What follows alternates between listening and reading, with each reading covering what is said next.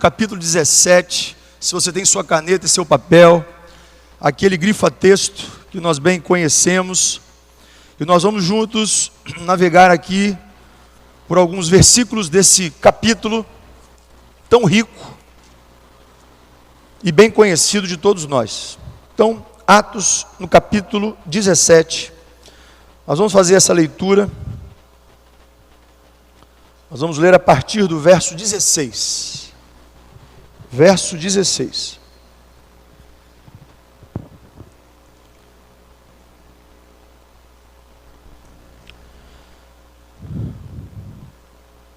Todos abriram, amém? Então vamos ler. Diz assim a palavra de Deus. Nós vamos ler do 16 até o 34. Eu vou ler aqui na projeção. Enquanto Paulo esperava por seus companheiros em Atenas, ficou profundamente indignado ao perceber que a cidade tinha ídolo por toda parte. E sobre esse tema, dissertava na sinagoga entre os judeus e os gentios obedientes a Deus, bem como na praça principal diariamente, a todos aqueles que ali estivessem. Então alguns filósofos epicureus e estoicos começaram a argumentar com ele. Alguns indagavam: o que deseja comunicar esse tagarela? Outros comentavam: parece ser um anunciador de deuses estranhos, pois Paulo lhes pregava as boas novas de Jesus e a ressurreição. Por essa razão, o levaram a uma reunião no Areópago, onde lhes questionaram: podes revelar-nos que nova doutrina é essa sobre a qual dissertas? Pois estás nos apresentando pensamentos estranhos e desejamos compreender o significado de tais ideias.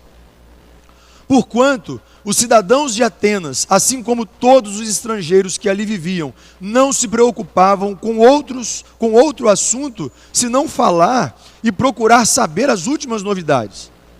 Sendo assim, Paulo levantou-se no meio da reunião do Areópago e discursou: caros atenienses, percebo que sob todos os aspectos sois muitíssimos religiosos. Pois caminhando pela cidade, observei cautelosamente seus objetos de adoração e encontrei até um altar com a seguinte inscrição: ao Deus desconhecido. Ora, pois é exatamente este a quem cultuais em vossa ignorância que eu passo a vos apresentar. O Deus que criou o universo e tudo o que nele existe é o Senhor dos céus e da terra, e não habita em santuários produzidos por mãos humanas. Irmãos, vou fazer um destaque aqui. A partir do verso 24, você crente em Jesus, você tem que ter isso grifado na sua Bíblia. Tem que ter isso grifado na sua Bíblia. O Deus que criou o universo e tudo o que nele existe é o Senhor dos céus e da terra, e não habita em santuários produzidos por mãos humanas. Ele também não é servido pelas mãos dos homens, como se precisasse de algo, porquanto ele mesmo concede a todos a vida, o fôlego e supre todas as nossas demais necessidades. De um só homem fez Deus todas as raças humanas, a fim de que povoassem a terra, havendo determinado previamente as épocas e os lugares exatos onde deveriam habitar.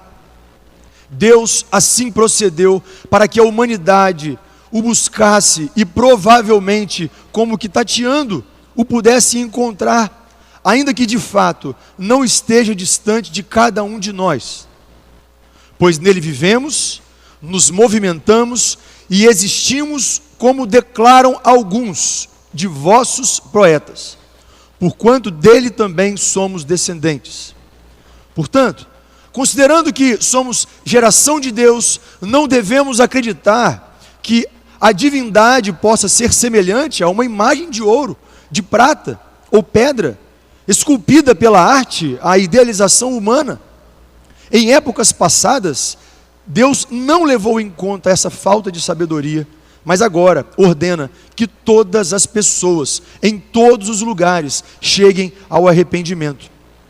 Porque determinou um dia em que julgará o mundo com o rigor de sua justiça por meio do homem, que para isso estabeleceu, e quanto a isso, ele deu provas a todos ao ressuscitá-lo dentre os mortos.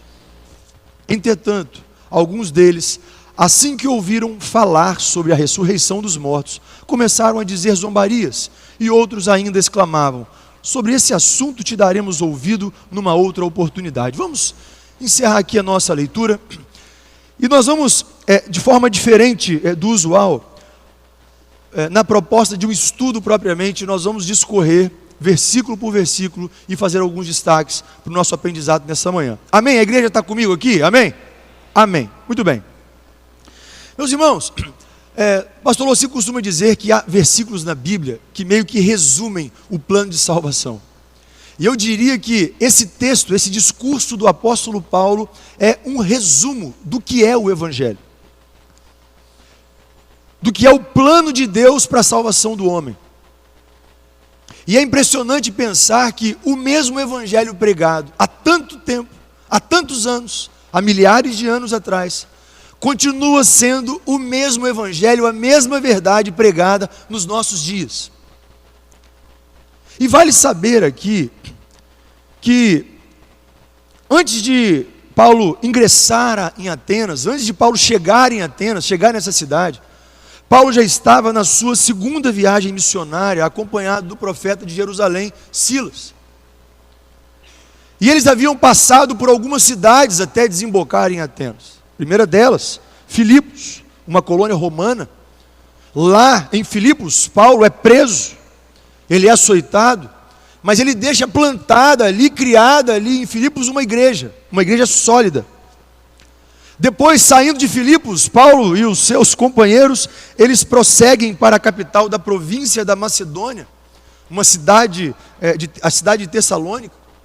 E lá uma multidão é convertida ao Senhor Jesus, muita gente é agregada a Jesus, muita gente se converte a Cristo. O Evangelho é propagado e aceito por muitos ali naquela cidade. Mas isso provoca uma reação violenta dos judeus, uma reação impactante e contraditória. Os judeus rechaçam aquela palavra. Muitos dos judeus rechaçam a pregação do Evangelho. E o que eles querem é matar Paulo e aqueles que estavam com ele. Paulo foge para uma outra cidade, chamada Bereia. E ali os bereanos ouvem a palavra, mas essa gente reprova Paulo. A mesma gente de Tessalônica. Eles vão para Bereia, também para continuar com a sua perseguição com Paulo. E aí, diante disso, alguns irmãos percebem os riscos envolvidos e retiram Paulo daquela cidade, daquele perigo que ali estavam, uma cidade para a beira-mar, exatamente a cidade de Atenas, que é onde nós lemos aqui o texto. Silas e Timóteo ficam para trás, os companheiros de Paulo, nessa segunda viagem missionária. Então agora, Paulo chega a Atenas, a essa cidade. E vale dizer que, se Roma era a capital do império, significado da força, poderio bélico, Atenas era uma referência, não por sua força e vigor militar, mas Atenas era, e nos nossos dias atuais ela continua sendo uma referência, no passado obviamente, de filosofia, de arte, de cultura, de conhecimento. Atenas é uma cidade, um lugar conhecido pela cidade dos grandes filósofos dos tempos passados, de Sócrates, de Platão, de Aristóteles, enfim. E eles eram orgulhosos nesse aspecto, cheios de si, cheios desta verdade. Nós somos os donos do conhecimento. E Paulo então percebe, acontece que Paulo, quando ele chega nessa cidade, é exatamente esse quadro aqui que nós lemos a partir do verso 16. Então perceba como Paulo, ele inicia aqui a sua estadia em Atenas. Olha o verso 16 que nós lemos. E enquanto Paulo os esperava, Paulo esperava quem, irmãos, em Atenas? Quem é que tinha ficado para trás, que eu falei? Silas e Timóteo. Então Paulo está dizendo aqui, olha, enquanto Paulo estava esperando esses irmãos chegarem, E não era assim, os irmãos, minha viagem está prevista para dia tal. Não, vale lembrar que Paulo saiu de lá escorraçado. Havia um perigo de vida. Então, enquanto Paulo os esperava em Atenas, o seu espírito se comovia em si mesmo, vendo a cidade tão entregue à idolatria. Cultura intelectual, cultura científica, conhecimento da vida, conhecimento acadêmico. Queridos, tudo isso nem sempre é acompanhado de conhecimento de verdade espiritual. Quantas pessoas que são referência em conhecimento, quantas pessoas têm um largo e vasto currículo acadêmico, mas são pobres, ignorantes no conhecimento da verdade espiritual. E isso é o que está acontecendo aqui, porque na cidade mais culta do mundo, Paulo encontra a idolatria mais tosca que ele pudesse encontrar. Paulo encontra a idolatria mais absurda de toda a sua jornada ministerial. Tosca. Essa é a expressão. Ao mesmo tempo que aquela cidade transbordava conhecimento, ao mesmo tempo que aquela cidade fervia quanto ao conhecimento em todos os seus aspectos, que até hoje, a sua produção acadêmica nos enriquece até hoje, mas era uma cidade mergulhada nas trevas do pecado, uma cidade mergulhada na falta do conhecimento de Deus, na falta do conhecimento espiritual. E diz o texto aqui que o seu espírito, o espírito de Paulo se comovia em si mesmo, vendo a cidade entregue à idolatria. Irmãos queridos, eu sei que o irmão Saulo destacou isso no domingo passado, mas eu quero voltar a essa indagação a você, uma indagação pessoal e também constrangedora. Por que será que isso acontece conosco nos dias atuais? Será que nós nos revoltamos com o que provoca a ira de Deus? Será que nós nos revoltamos? Será que nós nos ofendemos quando nos deparamos com algo que ofende a santidade de Deus, que ofende a nossa natureza celestial? Isso mexe conosco. Irmãos, existe uma doutrina, uma teoria do relativismo, e isso está entrando nas nossas casas e nas nossas igrejas.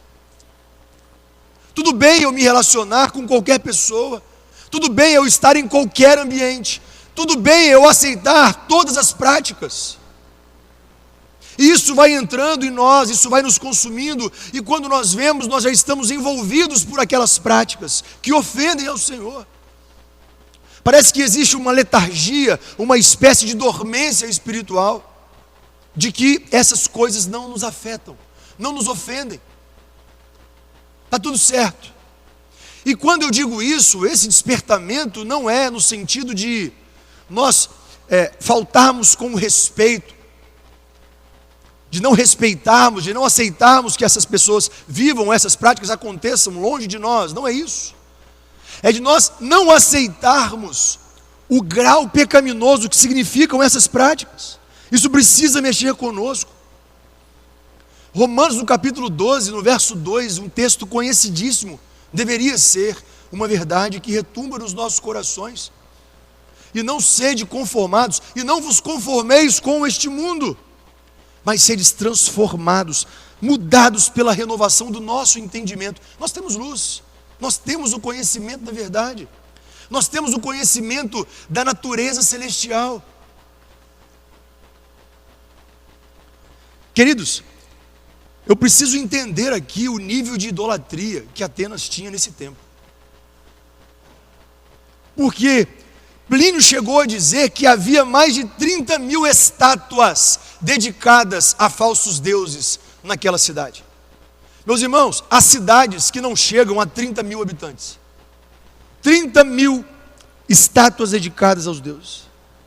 Suetônio chegou a dizer que para cada pórtico, para cada prédio, para cada monumento, havia um altar dedicado a esses deuses. A cidade era uma floresta infestada de estátuas e templos dedicados a deuses.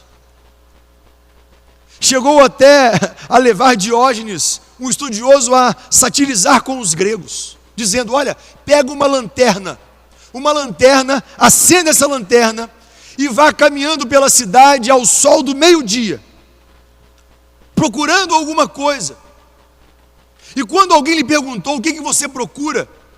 Ele respondeu: eu procuro um homem, porque nessa terra só tem Deus, só tem deuses. E Paulo se revolta com isso. E não é uma revolta racional só, não é uma revolta destemperada, é uma revolta espiritual, porque a Bíblia diz que o Espírito comoveu o coração de Paulo. Ah, queridos irmãos, se o Espírito de Deus habita em você, se você foi selado com o Espírito Santo da promessa, você precisa se incomodar, você precisa se ferir, você precisa se sentir constrangido com aquilo que ofende a natureza de Deus. E perceba o que Paulo faz com a sua revolta no verso 17. De sorte que disputava na sinagoga com os judeus e religiosos, e todos os dias na praça com os que se apresentavam. Veja essa expressão, disputava na sinagoga. Irmãos, está muito comum nos dias atuais, a gente tem acesso pelos celulares, esses cortes de YouTube, de Instagram, de TikTok, os nossos governantes, os nossos políticos, e eu não estou levantando bandeira de ninguém, mas nós estamos vendo aí, nas últimas semanas, alguns debates, né, de prefeitos, de candidatos, de vereadores, por aí, pela cidade afora, pelo país afora. E o que nós observamos são debates acirrados, sim ou não?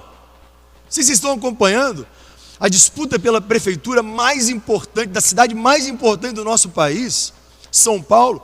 O trem está pegando fogo, o pau está quebrando lá na cidade. E era isso que Paulo falava. Paulo não se escondia dos debates. Paulo disputava na sinagoga. Paulo ia para o centro nervoso, onde as pessoas, os intelectuais, os grandes acadêmicos estavam. E aqui a ideia é de dissertar, é de trazer argumentos lógicos, esclarecimentos da verdade. Ele falava e vinha, a pessoa rebatia, era uma réplica, a tréplica, e ali ele disputava nas sinagogas a respeito das Escrituras. E perceba que Paulo tinha, eu diria, uma sábia artimanha, no bom sentido. Alguém inteligente, alguém sábio. Ele tinha um discernimento de como ele poderia entrar nesses ambientes. Paulo estava voltando, meus irmãos, escorraçado das cidades por onde passou, até preso ele tinha sido. E aqui o risco também era iminente dele ser preso, principalmente se ele gastasse o tempo inicial dele, ministerial nessa cidade, não sendo sábio. E ele utiliza sabiamente essa artimanha para entrar naquele ambiente.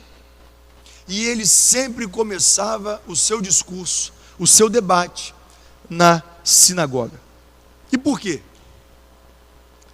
Por que Paulo ele procurava esse lugar para esse debate, para essa pregação, para esse discurso? Em primeiro lugar, porque os judeus se reuniam ali. Ali os judeus estavam. E uma outra questão, os gentios convertidos ao judaísmo também se reuniam na sinagoga, porque a presunção era de que eles conheciam e criam no Velho Testamento, igreja. Vocês estão comigo, meus irmãos? É muito interessante pensar dessa forma. Quando você vai pregar o evangelho para alguém que não tem conhecimento bíblico algum, é mais difícil ou não é?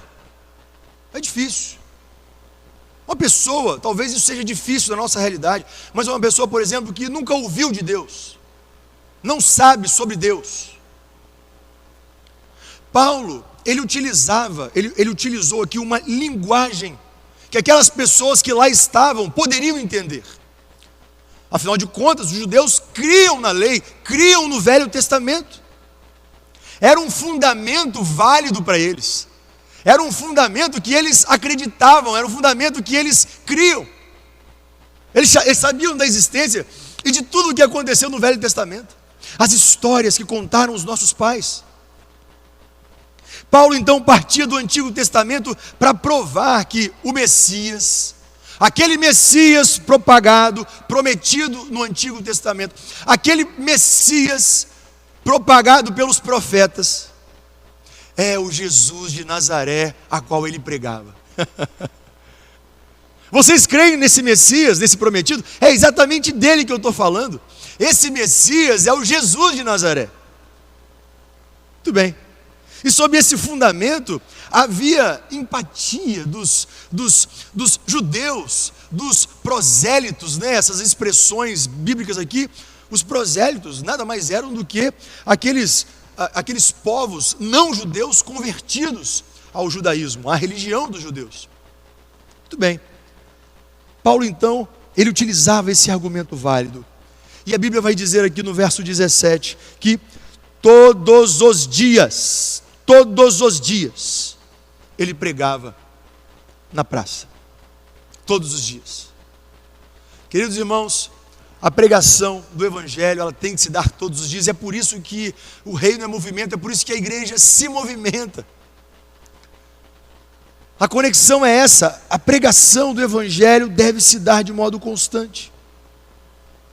E ele fazia isso na sinagoga e nas praças.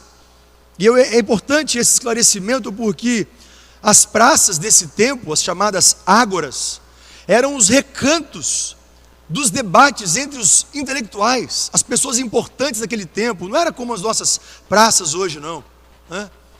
As ágoras, elas tinham um ambiente circular e ali as pessoas debatiam as suas ideias, os seus pensamentos, e Paulo vai para a praça. Paulo vai para as ágoras, debater, discutir. Esse era o ambiente que ele devia estar, esse era o ambiente que ele queria estar. Verso 18. E alguns dos filósofos, epicureus e estoicos, contendiam com ele, ou seja, conflitavam com ele, debatiam com ele. E uns diziam: o que quer dizer este paroleiro? A outra expressão aqui, o que quer dizer este tagarela? E outros, parece que é pregador de deuses estranhos, porque lhes anunciava a Jesus a ressurreição. Meus irmãos, aqui há um debate ao vivo e em cores acontecendo. Existe um debate. Hein, Luquinha? É Pablo Marçal de um lado, Nunes do outro. Sem defender bandeira, tá, irmãos? Mas há um debate aqui em andamento. Paulo contendia, ou seja, ele debatia com filósofos abertamente, com argumentos e contra-argumentos, à luz do Evangelho. E quem eram essas pessoas? Quem eram esses filósofos? Irmãos, é importante esses destaques que fazemos teológicos, não apenas para conhecimento bíblico, não, mas para nós entendermos a dificuldade e o desafio que Paulo tinha naquele momento. Esses homens, a Bíblia vai destacar aqui que eram os epicureus e os estoicos. Esse pessoal surgiu na Grécia no século IV.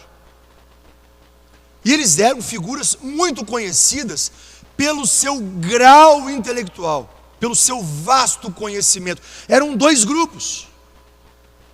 E esses grupos pregavam o seguinte: olha, os epicureus defendiam a vida é o aqui e o agora. Não tem amanhã, não tem eternidade. A alma acaba com a morte. Você crê nisso, igreja? Você crê nisso? Que a vida é o aqui e o agora e que não tem eternidade? Não. Eles criam isso, eles pregavam isso. A filosofia é: comamos e bebamos porque amanhã nós vamos morrer. E aproveite a vida, seja como for.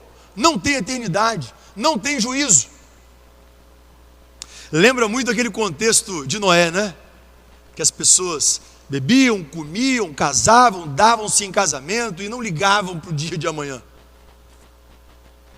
Para eles, Paulo prega. Eles não criam em ressurreição, não criam em juízo. Para esses aí, Paulo prega o quê? Ressurreição. Paulo prega juízo, justiça divina. Imagine o conflito que se instaura nesse momento, desse pessoal que já existia há tantos séculos. Esses eram os tais epicureus. Mas tinham também os intelectuais, conhecidos como estoicos. E essas pessoas, eles pregavam que, olha, a vida, ela está governada por um destino cego. A vida, ela está destinada à própria sorte, ela é imutável. Você não pode mudar o rumo da sua história. Você crê isso? Não. Não. É a tal da síndrome da Gabriela. Eu nasci assim, eu cresci assim, envelheci. E eu vou morrer assim? Não. Para eles, Paulo prega a verdade genuína de que há mudança de vida sim, de que o evangelho transforma a vida das pessoas. Paulo vai pregar isso para eles. Para eles, Paulo vai pregar que Deus não leva o tempo da falta do conhecimento da verdade. Para eles, Paulo vai pregar que Deus não leva em conta o tempo da ignorância, mas ele informa a todos os homens que se arrependam. É sobre isso que Paulo vai pregar para eles. Paulo não se esconde. Paulo não traz palavras palatáveis ao gosto do freguês. Não. Ah, querido, o evangelho oferece alternativa para o homem. Para o homem perdido. Para aqueles que acham que não tem esperança, que não existe esperança em qualquer circunstância. Intelectual, psicológica, emocional, racionalmente falando, financeiramente falando, profissionalmente falando, espiritualmente falando, o evangelho muda todas as áreas da nossa vida. A nossa vida familiar, os nossos relacionamentos sociais. O evangelho muda. O evangelho veio para este mundo transformar o homem. Amém? Transformar. Verso 18. E uns diziam: o que quer dizer esse paroleiro? O que quer dizer esse tagarela? Você certamente já usou essa expressão, principalmente nos tempos, nas idades mais tenras dos seus filhos. Quando aprende a falar, ou quando começa a desenvolver mais vocabulário. Não, bebezinho, você está ficando doido. Cada dia esse menino adquire mais conhecimento, ele quer falar. Tagarela um monte. Para você falar perto dele, você tem que levantar a mão, né? Assim foi com Helena e tantas outras crianças. Eu tenho certeza que você já usou isso. Menino, você está um tagarela hoje. Irmãos, não é aqui a expressão, ela é pejorativa. Pejorativa. Porque a expressão grega chama espermologos. Olha o que significa essa expressão, espermologos.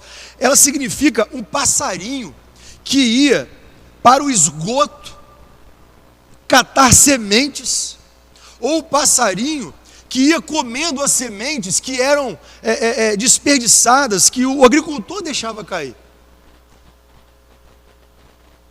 Esses homens intelectuais estão falando que Paulo se compara a essa analogia.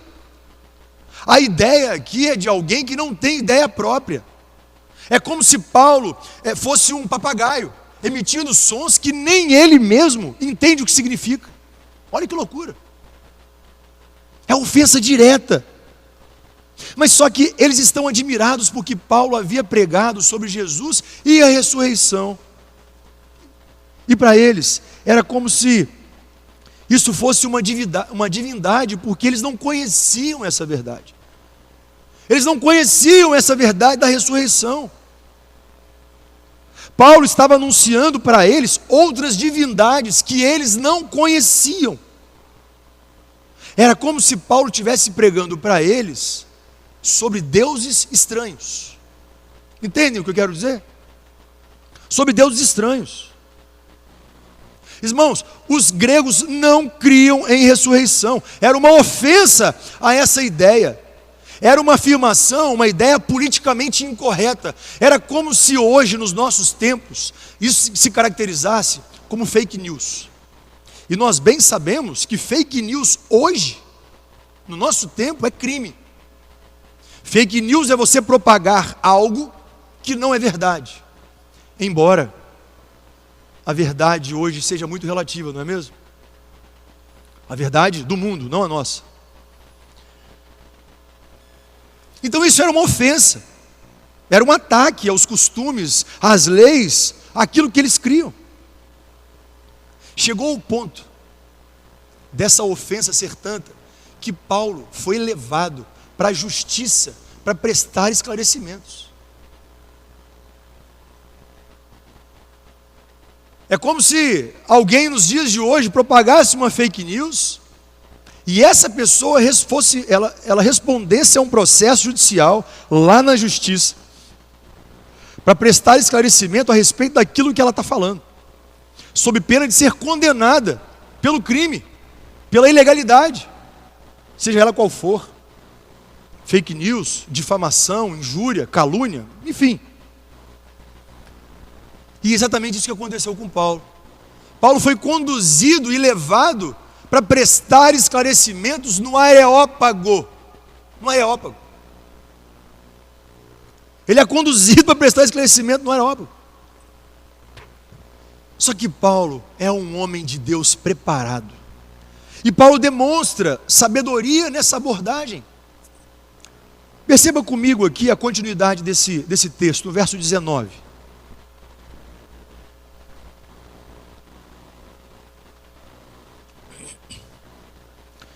E tomando, o levaram ao Areópago, dizendo: poderemos nós saber que nova doutrina é essa de que falas?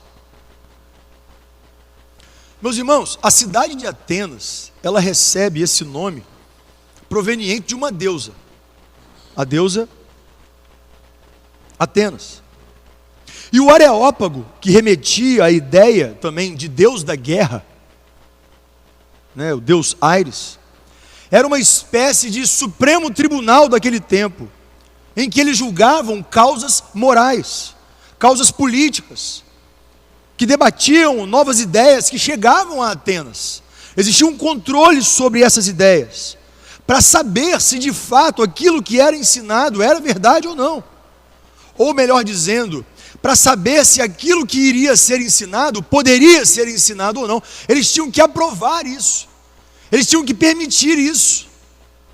E daí eles questionam Paulo: olha só, eu quero saber, que raio de doutrina é essa que você está aqui pregando, ensinando aqui na nossa cidade?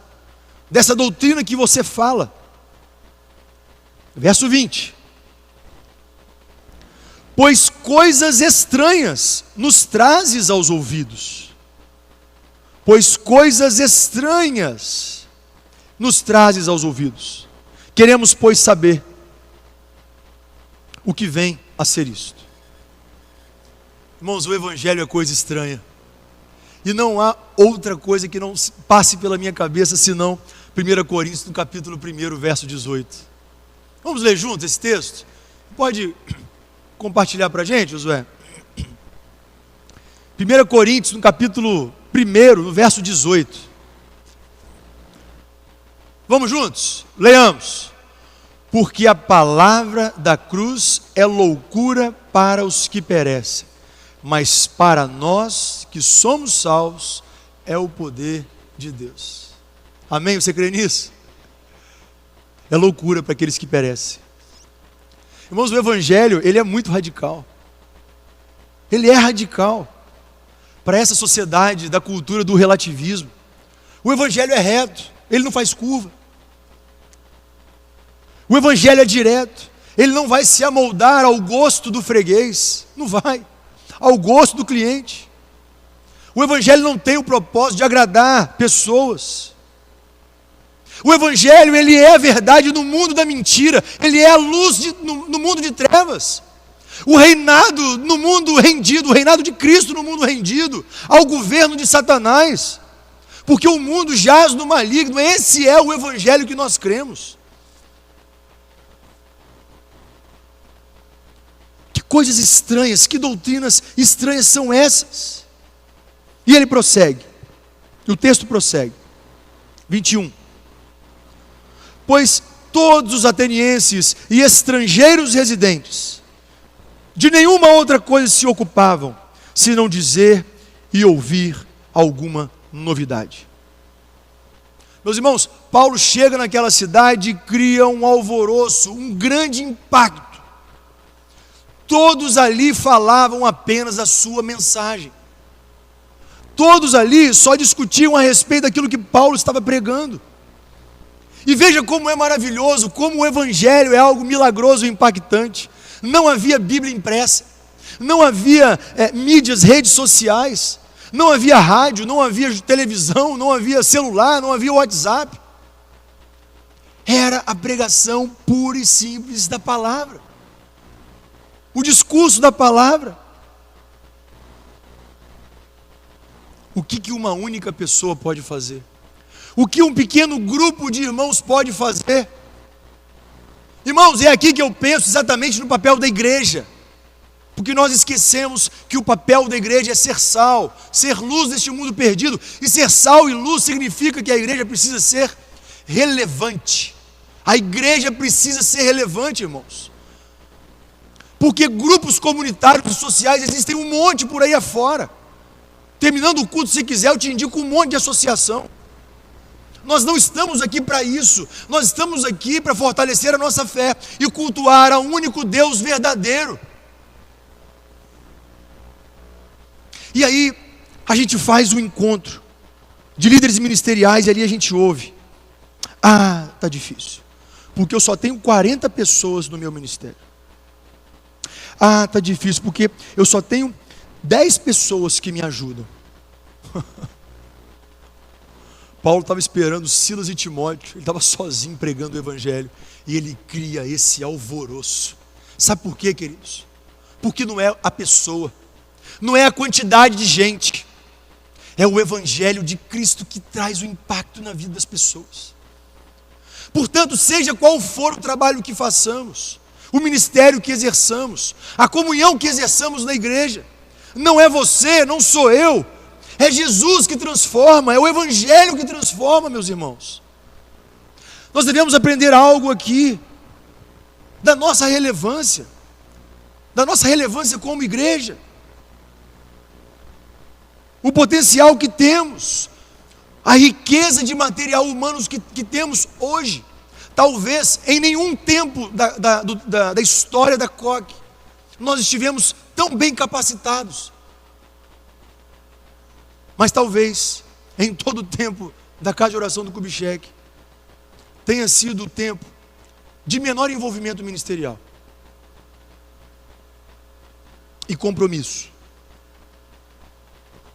Eu disse, hoje é dia de escola bíblica dominical.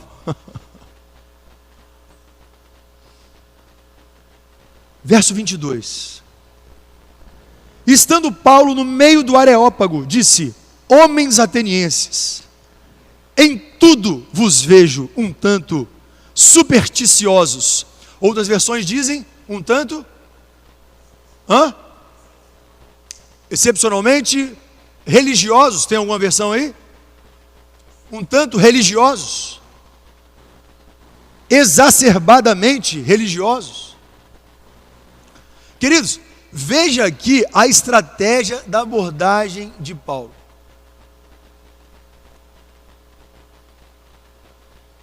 Irmãos, o que é preciso para ofender uma pessoa?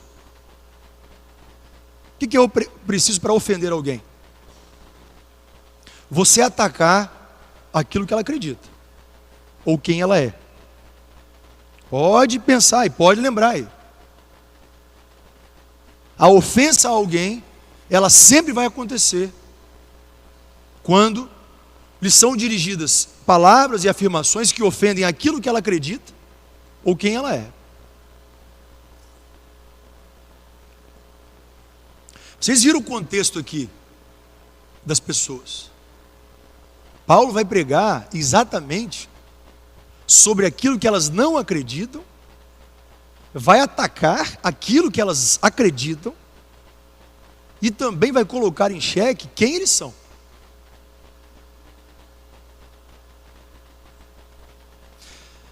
É muito comum nesses debates e discussões diversas acontecer o que com esse pessoal? Briga. As pessoas perderem o argumento e chegarem às vias de fato. Conflito físico. Paulo não procura essa via. Paulo vai falar exatamente o que ele tem a falar, mas de modo sábio. Paulo é sábio nessa abordagem. Ele não é agressivo. Ele não ofende as crenças de quem está ouvindo. Ele começa elogiando. Ele não critica os atenienses. Ele não dirige palavras duras, condenando de início a sua idolatria. Irmãos, como falta sabedoria de muitos dos nossos irmãos na pregação do Evangelho. Há pessoas que têm ojeriza ao Evangelho exatamente por conta da abordagem de irmãos. Eu não posso começar a minha palavra dizendo para aquele que não tem o discernimento, você vai para o inferno. Não posso. Não é inteligente. É verdade, igreja? É verdade. Quem não tem Jesus vai para onde? Para o inferno. Mas não é essa abordagem. Não é. A sua religião qual é? É essa. Um dia você vai ser feliz, porque nessa religião você não é. É verdade isso, irmãos? Sim ou não? É verdade. Mas eu não posso. Está errado. Essa pessoa não vai querer para ela. Ela não vai querer para ela aquilo que você está oferecendo. Olha, vou te dar isso aqui. Tem algumas questões aqui, tá? Mas eu vou te dar. Você não merece. Mesmo assim, você é um miserável, você é um ingrato, mas eu vou te dar mesmo assim. Essa pessoa vai querer alguma coisa, gente? Paulo tem uma abordagem diferente. Quantas vezes já aconteceu? E eu digo aqui, irmãos, não é só de quem está aqui nesse púlpito pregando, não. E você pode dizer assim, Tiago está falando então que a gente tem que ser conivente com o que as pessoas acreditam. Não, 1000 vezes não. Porque Paulo não foi conivente. Paulo nos ensina aqui a sermos sábios, a termos estratégia em pregar o Evangelho. Por quê?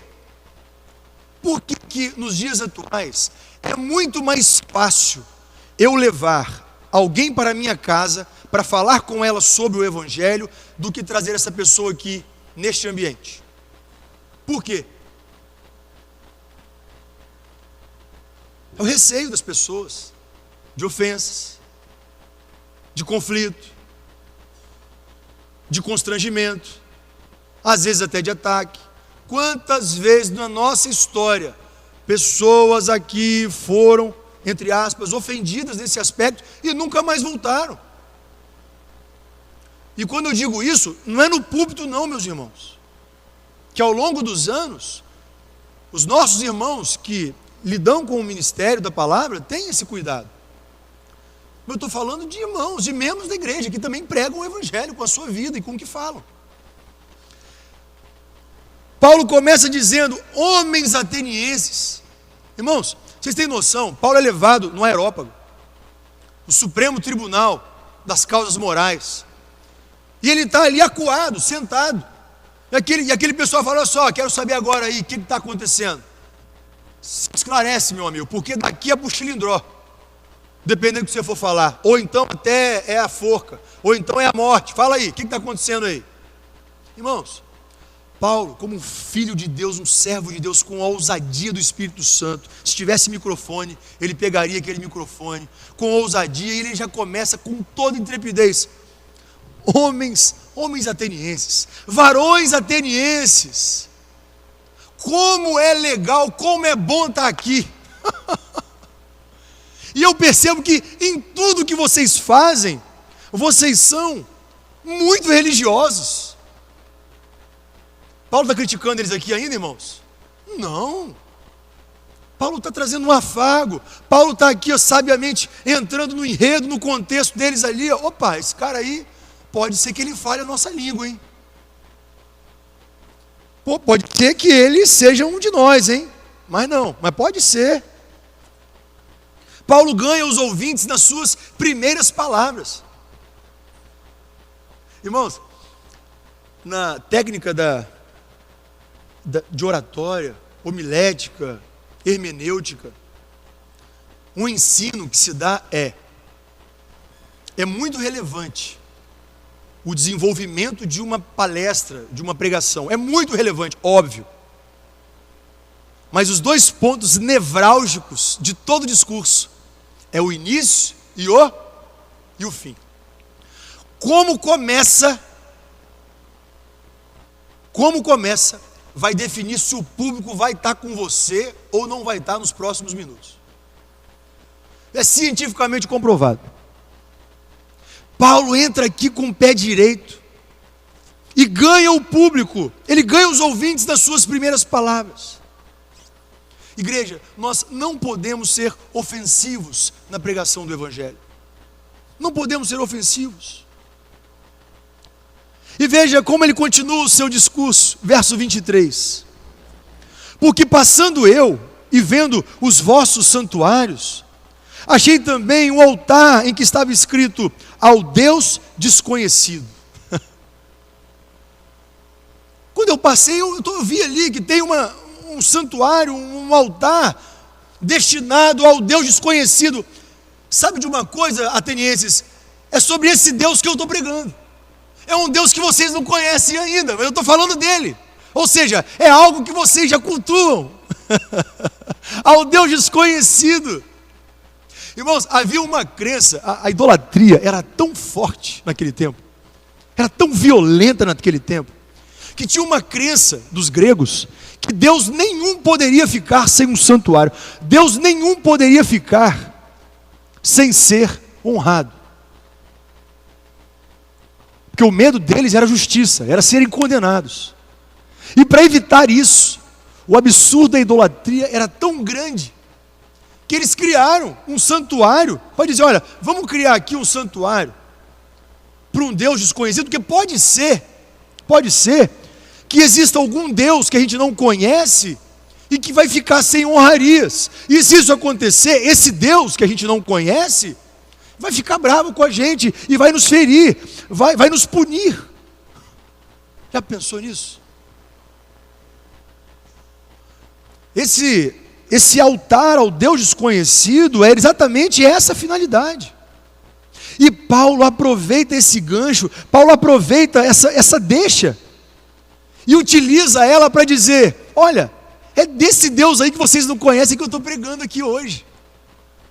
É sobre esse Deus aí que vocês estão falando que não sabem quem é que eu estou dizendo quem Ele é. E aí ele vai apresentar o nosso Deus. Veja bem, verso 24. O Deus que fez o mundo e tudo o que nele há, esse Deus que vocês não conhecem, eu vou apresentar, gregos, irmãos atenienses, varões atenienses. O Deus que fez o mundo e tudo o que nele há, sendo Senhor do céu e da terra. Ele não habita em templos feitos por mãos de homens. Irmãos, veja que Paulo já começou a apertar a tarraxa. Ele começou a rosetar o parafuso. Olha, vocês são muito religiosos. Agora ele vem apresentando esse Deus desconhecido. Olha, Ele é o Criador de todas as coisas.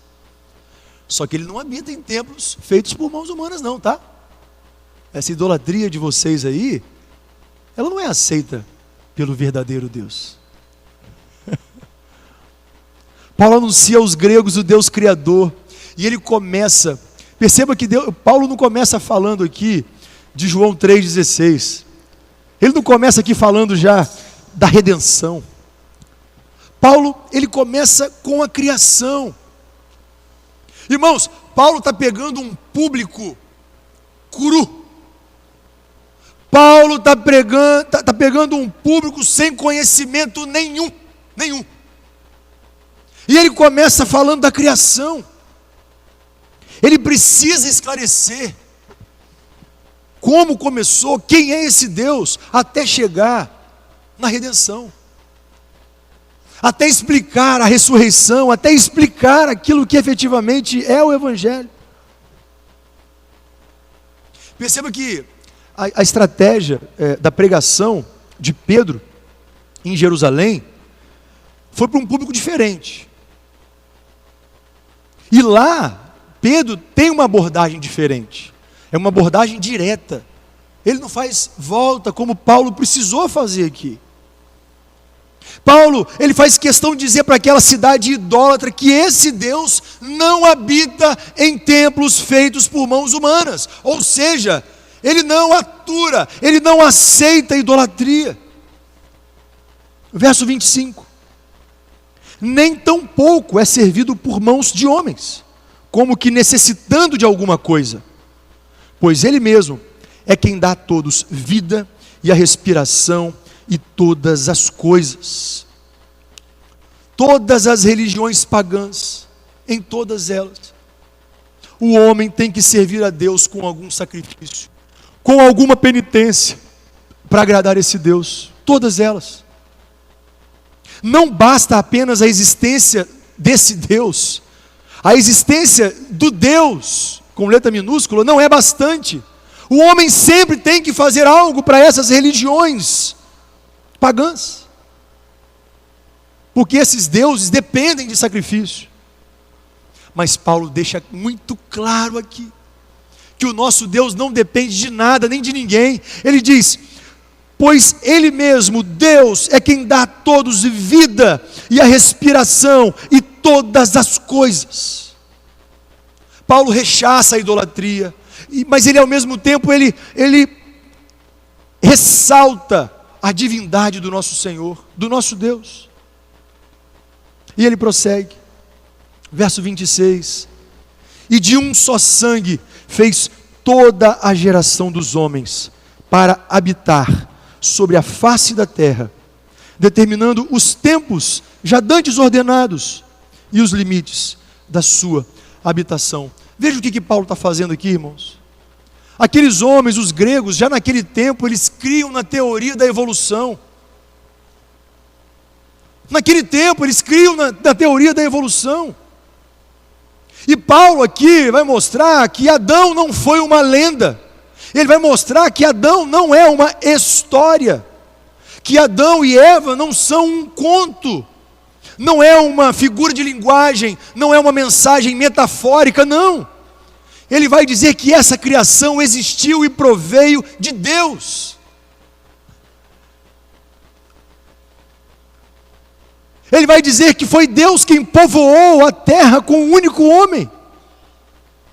E queridos, há muitos crentes inclinados para essa teoria herética, de que o mundo foi criado por essa suposta teoria da evolução. Não, nós cremos na criação do mundo, pelo Deus Todo-Poderoso. Crentes inclinados a isso. E Paulo vai deixar claro que o pai da história não é a teoria da evolução, que o pai da história é Deus. Verso 27. Para que buscassem ao Senhor, se porventura tateando-o pudessem achar, ainda que não está longe de cada um de nós, porque nele vivemos, e nos movemos, e existimos, como também alguns dos vossos poetas disseram, pois somos também sua geração. Queridos, Paulo deixa claro que o Deus que ele anuncia é o Deus que está perto de nós, é um Deus que se importa conosco, que Ele não está longe dos nossos conflitos, Ele não está longe das nossas dores, Ele não está longe do nosso sofrimento. Ele deixa muito claro isso, de que o nosso Deus não é um Deus vazio, não é um Deus frio, como aqueles deuses falsos. E como é bom pensar, queridos, que essa verdade ela se renova para os nossos corações no tempo de hoje. Um Deus que vem ao nosso encontro. Nele vivemos, nele nos movemos e por ele nós existimos. Paulo é alguém muito inteligente, mas alguém que é muito inteligente e alguém também com conhecimento. Queridos, há movimentos supostamente cristãos e evangélicos que pregam que crente só pode ler e tem que ler a Bíblia. Para com isso.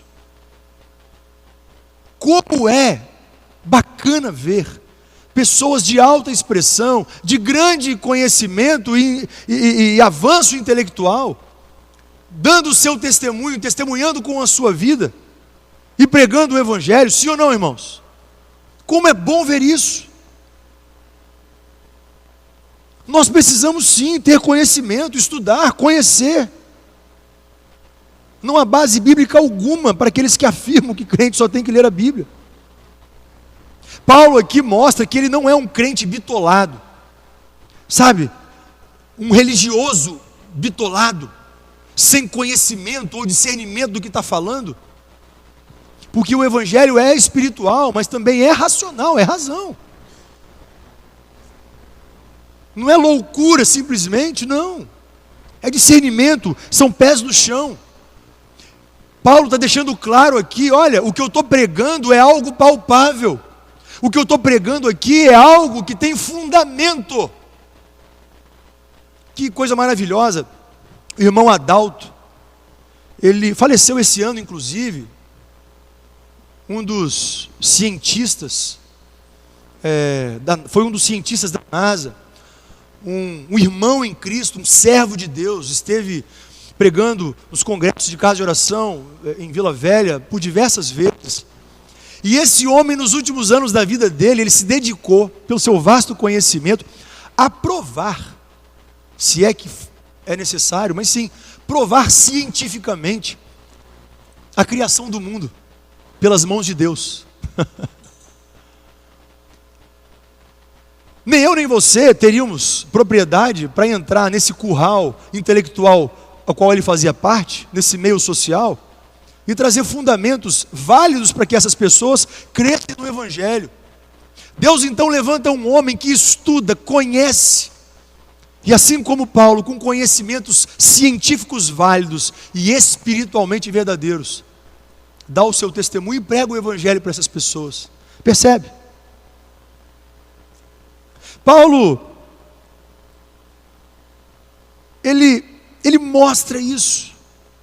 Queridos, o crente, ele pode conhecer tudo e absorver apenas aquilo que é edificante, aquilo que é abençoador.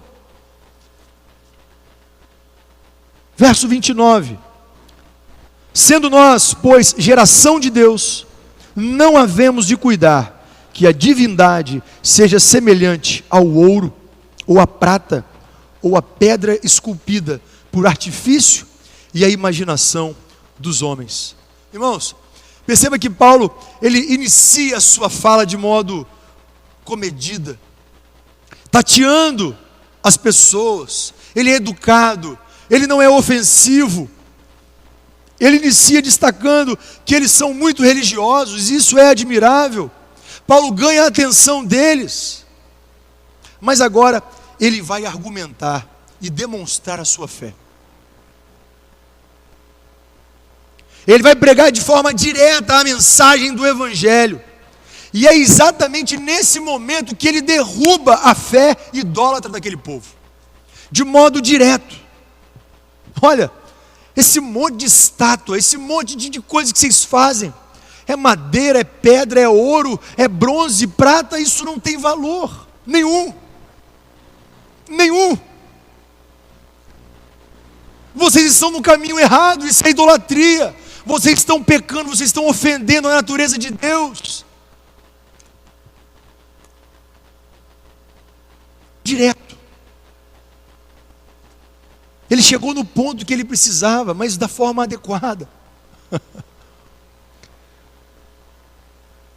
E aí ele diz, olha, verso 30, mas Deus, não tendo em conta os tempos da ignorância, irmãos, essa expressão aqui tem como significado, sentido, A falta de conhecimento não é ignorância no sentido de agressividade. Olha, Deus não leva em conta o tempo que vocês não tinham conhecimento da verdade.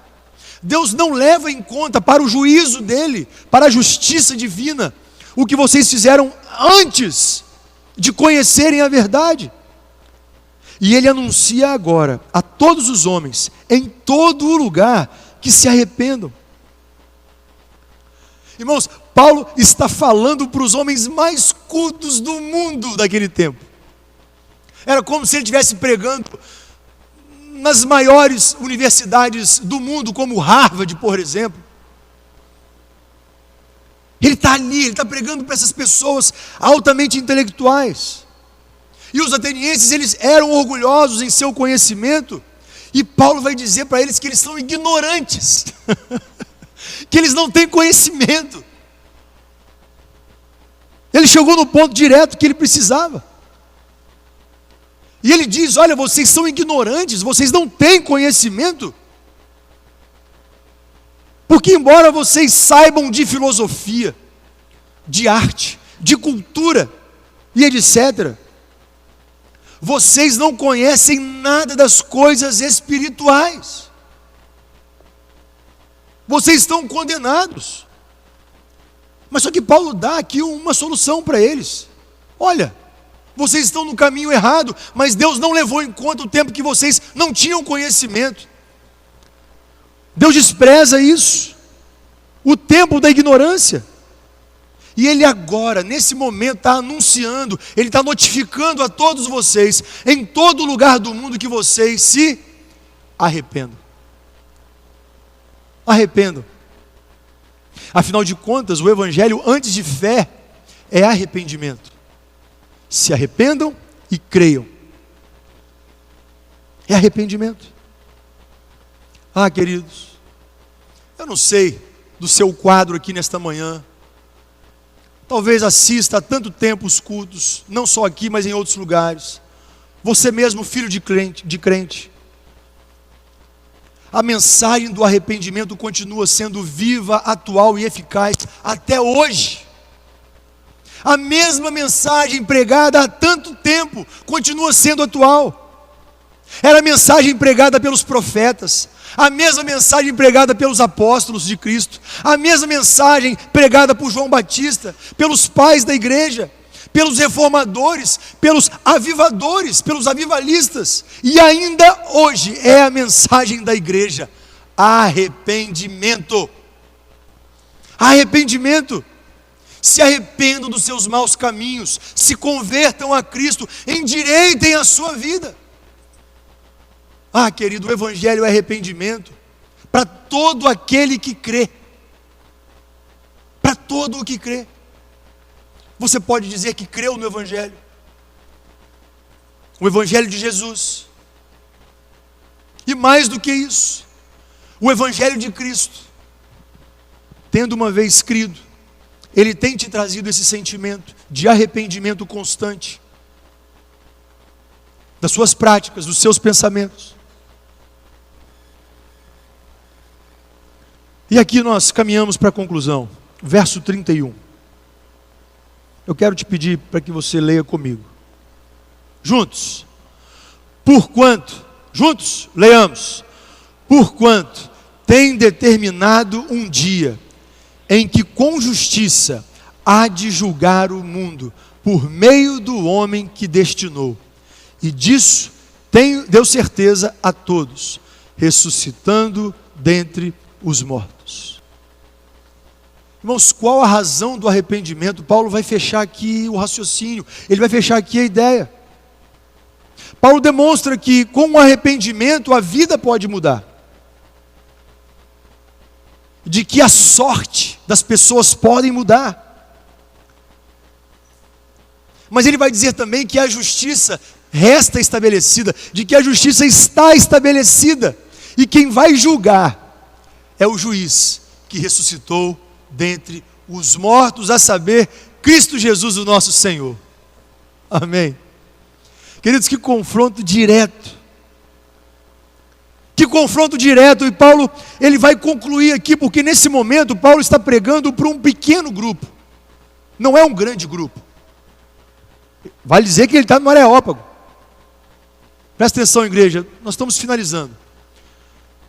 Ele está no Areópago, é um pequeno grupo, para uma elite que fazia parte, uma elite de pessoas que fazia parte do Areópago, defendendo o cristianismo, defendendo o evangelho. E esse grupo, ele tem poder para dar Paulo autorização para continuar pregando o evangelho. E aí, nós vamos perceber o seguinte, no verso 32. E como ouviram falar da ressurreição dos mortos, uns escarneciam, e outros diziam, acerca disso, te ouviremos outra vez. Eu queria encerrar, destacando aqui esses grupos de pessoas, que vão ter condutas distintas a partir da pregação do evangelho, e continua sendo assim hoje. A Bíblia diz, alguns rejeitaram. Irmãos, há pessoas que vão rejeitar o evangelho, há pessoas que vão rejeitar a Jesus, como fizeram no passado, porque o evangelho é muito mais do que uma explicação de um fato, é muito mais do que uma explicação de um evento, de uma notícia. O evangelho é a percepção espiritual direta do poder de Deus, que só vai acontecer através de um arrependimento genuíno, promovido pelo Espírito Santo, amém? Você entende isso? Compreende isso? Muitos vão rejeitar, é o que a Bíblia diz. Muitos são chamados, mas poucos os escolhidos. Glória a Deus que nós somos chamados e escolhidos, amém? Você foi? Esse é o primeiro grupo. Outros vão protelar, outros vão deixar para amanhã. Outros vão achar que a sua vida, o seu destino está nas suas próprias mãos, que eles têm o controle das coisas. Amanhã eu vejo, é aquela parábola, né? Primeiro eu vou ver como é que estão minhas finanças, primeiro eu vou casar, vou resolver esses problemas. Não.